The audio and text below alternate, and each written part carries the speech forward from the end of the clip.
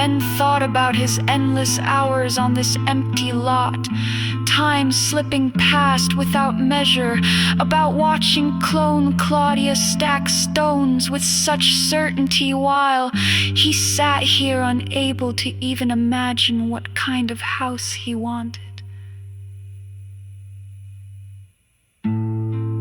"I think I'm always exactly where I am," he said slowly.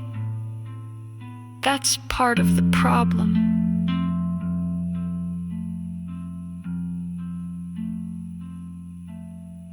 The mechanical owl passed overhead again, its shadow sliding across them like a question mark. Amanda tracked its flight with her eyes.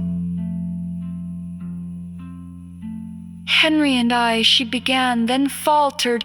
"When you spend so much time being what other people need you to be, sometimes you forget which version was real to begin with." The night air had grown cooler, but neither of them moved. There was something happening in this conversation that felt important, even if neither could quite grasp what it was, like standing on the edge of a revelation that kept shifting just out of reach. Ben noticed Amanda's gaze growing distant, her grip on his hand loosening as if she might drift away. When she spoke again, her voice carried a new vulnerability. "The kids asked about their father today in the real world. I answered, but afterward I couldn't remember what I'd said. I stood in the hallway trying to replay the conversation." She shook her head slightly. "I used to be so present, so certain of every moment." Ben felt the weight of her words, understanding something about purpose he hadn't been able to name before. Maybe watching an empty lot wasn't so different from watching oneself disappear. I need someone," Amanda said softly, her voice barely rising above the hush of the sleeping city. "Not to solve my problems, just to notice when I'm drifting. I've been losing track lately of time, of place, of my children's small requests. It scares me." She looked at Ben's clone with an intensity that belied the gentle darkness around them.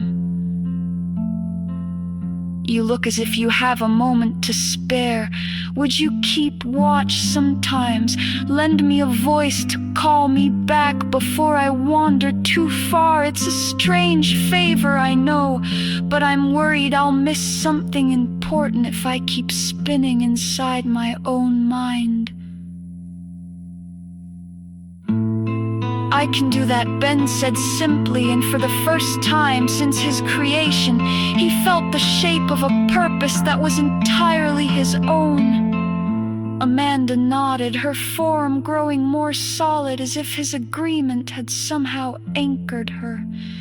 She untangled her fingers from his and smoothed her dress as she rose. "Thank you, I should go check on them now. In the real world, I mean." She paused, seeming to struggle with something. "Sometimes I'm not sure if I've actually checked or just thought about checking. Would you remind me?" "I'll remind you," he said, remaining seated on his bucket. "I'll be here."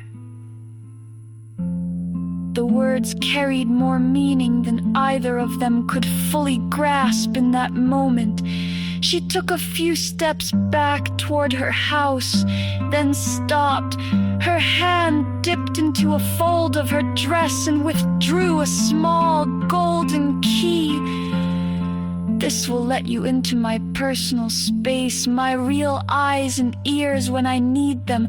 Just hold the key and think of me. If I'm wearing my AR glasses, you'll be there. She hesitated. Don't tell Henry about any of this.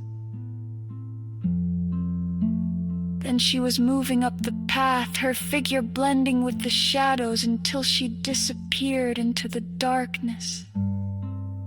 Ben sat for a long time after she left, feeling the night air against his skin, watching the mechanical owl circle overhead. The empty lot no longer felt like a waiting space. Now it was a vantage point, a place to keep watch. He understood that something important had just happened, even if he couldn't quite name what it was. It won. But one.